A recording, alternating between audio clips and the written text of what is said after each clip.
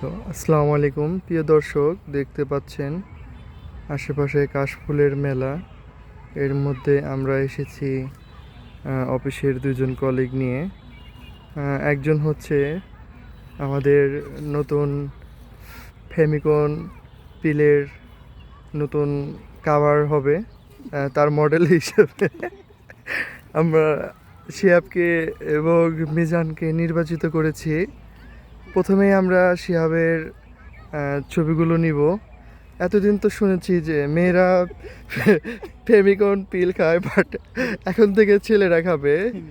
তো ছেলেরা যদি এই পিলগুলো খায়, সে যদি ইনপুট করে দেয়, তবুও তার সেই পদার্থ থেকে কোনো প্রকার বাচ্চা আসবে না।